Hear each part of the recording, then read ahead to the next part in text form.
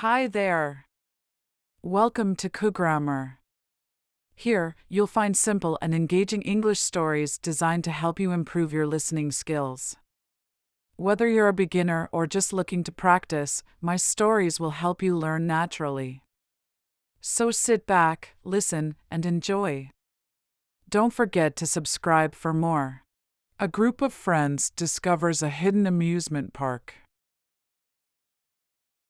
Chapter 1: The Unexpected Discovery. It was a warm Saturday morning when four friends, Sarah, Jack, Emma, and Liam, decided to explore the woods behind their neighborhood. The sun was shining, casting playful shadows between the trees. They had always been adventurous, finding new places and hidden corners to explore, but that morning felt different. The air was filled with a sense of anticipation. "Let's go that way today," suggested Sarah, pointing to a trail they had never taken before. "Are you sure? What if it leads us to some creepy place?" Jack asked, with a playful grin. "Oh, come on. Where's your sense of adventure?" Sarah teased. She had always been the most daring of the group. Liam and Emma exchanged glances, but were both excited at the idea of discovering something new. They all grabbed their backpacks, filled with snacks and water, and set off down the unfamiliar path. The trees were dense here, and the trail was narrow, but it felt like they were heading into something unknown. As they walked, the sounds of the outside world seemed to fade. The birds' calls echoed through the woods, and the rustling of the leaves sounded almost magical. It was a peaceful walk until Sarah suddenly stopped. "Look at that," she said, pointing to something just ahead. There, almost hidden behind thick vines and overgrown shrubs, was a rusted, old gate. It was small, with intricate designs that seemed out of place in the woods. The gate stood tall, but seemed to have been forgotten, buried in time. "What is this?" "I've never seen it before," Liam said, brushing away some of the vines to get a better look. "I don't know," Sarah replied, peering through the gaps in the gate. "But it looks like it might lead somewhere interesting." After a moment of hesitation, Jack stepped forward and gave the gate a push. To everyone's surprise, it creaked open, revealing a narrow path leading deeper into the woods. "Do you think we should go in?" Emma asked, eyeing the path warily. "There's only one way to find out," Liam said with a grin, already stepping through the gate. The friends exchanged excited glances and followed him. The path ahead was faint, winding through the trees, but it felt like something calling them forward. As they ventured deeper, they felt a strange shift in the air. The temperature dropped slightly, and the sound of their footsteps softened as though the ground was made of something magical. The path curved sharply, and when they turned the corner, they stopped in awe. Before them stood an old amusement park, hidden deep in the forest. At first, they couldn't believe their eyes. "Is this real?" Jack whispered, stepping forward. Brightly colored roller coasters twisted in the air, an old Ferris wheel creaked in the wind, and carnival booths with faded signs stood lined up like forgotten relics. Despite its age, the place still had an odd charm, as if it was waiting for someone to come and discover it. The friends stood there for a moment, taking in the sight. The smell of popcorn and cotton candy wafted through the air, and they could hear faint music playing from somewhere in the distance. "It's like a dream," Emma said, eyes wide. "How has no one found this before?" "I don't know," Liam replied. "But it's ours now." As the group ventured further into the park, they noticed the rides and booths were mostly abandoned, though everything seemed strangely well preserved. The rust on the roller coasters and the weathered paint on the carousel told a story of time passing, but it also felt like the park had been waiting for them. The mystery of the park deepened as they wandered further, wondering who had built it and why it had been left behind. Chapter 2: Exploring the Park. The air was filled with the buzz of excitement. The friends took in their surroundings, each part of the park more captivating than the last. The Ferris wheel stood at the back of the park, its once bright colors now faded with time. It didn't look dangerous, but the height was impressive. "Let's ride the bumper cars," Liam exclaimed, running ahead. Emma and Jack followed him, eager to take part in the fun. Sarah and Liam climbed into the bumper cars first. The cars, though a little rusty, still hummed to life with a soft buzz. Emma and Jack hopped in the other cars, ready for the ride. The thrill of bumping into each other made them laugh, but as they played, the park's strange sense of timelessness kept tugging at them. Despite the fun they were having, something about this place didn't sit entirely right. It was as if they were being watched. "Let's check out the carousel," Sarah suggested after a while. They wandered over to the carousel, which looked like it had been frozen in time.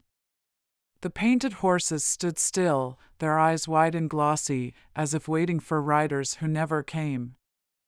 "I've never seen a carousel like this before," Emma said, eyeing the details. "It's beautiful, but it feels eerie." Just then, Sarah noticed something strange, a narrow alley between two buildings. It seemed to lead behind the scenes of the park, and she felt a sudden pull to explore it. "I'm going to check this out," Sarah said. "Wait for us," Jack called as he and the others quickly caught up. The alley was lined with old tents and storage rooms. It smelled like old wood and dust.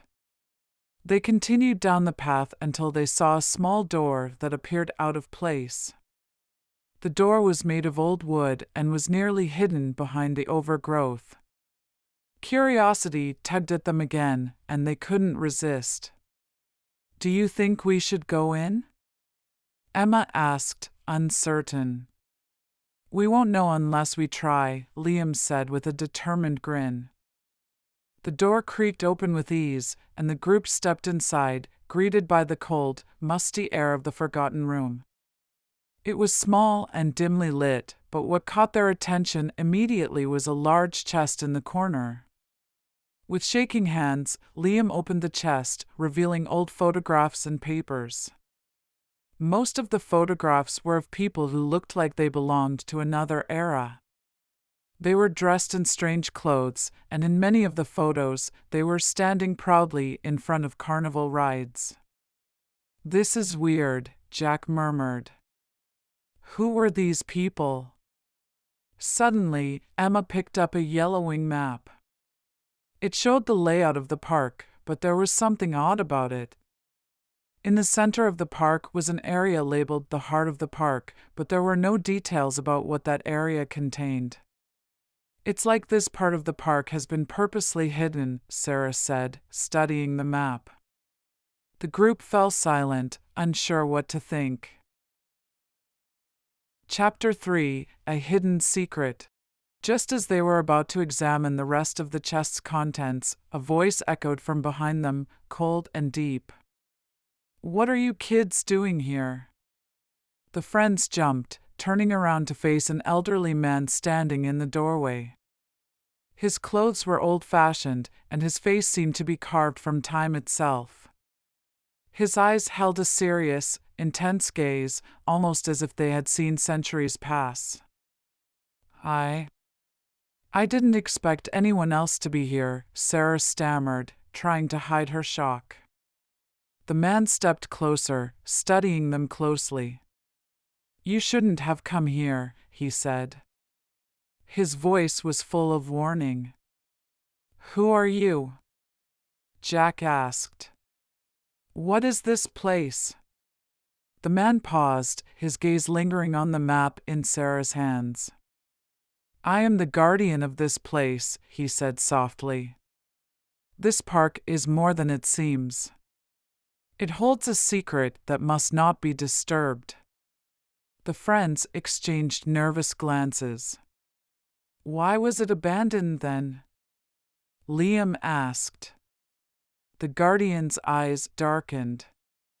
That is the question, isn't it? He sighed deeply. This park was built to protect something powerful. But over time, people forgot its purpose. The magic hidden here was too dangerous for the world, so it was sealed away. Until now.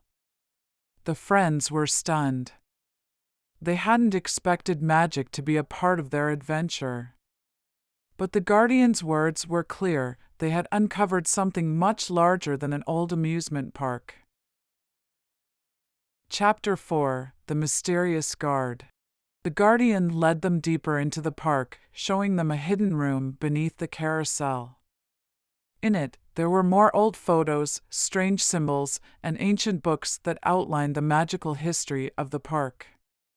This park was created by a group of inventors who discovered the magical energy in this area, the Guardian explained. They built the rides to contain and protect the magic. But over the years, people lost interest and the park was forgotten. Is this magic dangerous? Emma asked, eyes wide. It could be, the Guardian replied. That's why it was sealed. The secret must be kept safe. The friends were silent, taking in the gravity of the situation. They never imagined that their Saturday adventure would lead them to something so important. You have uncovered the secret, the Guardian said, and now it is your responsibility to protect it. Chapter 5: The Promise. The friends stood in awe, understanding the magnitude of what they had found.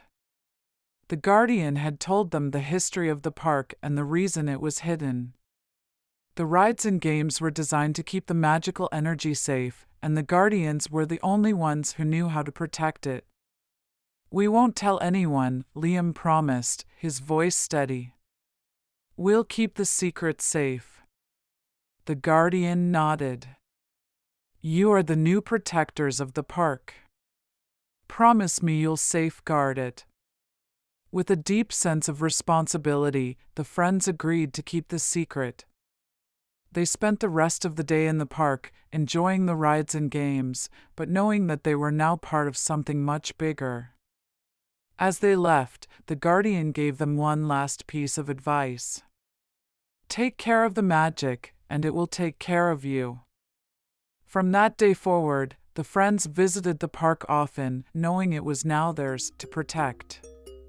The magic of the park remained hidden, just as it had been for so many years, but its guardians were ready to watch over it forever. Want to listen more?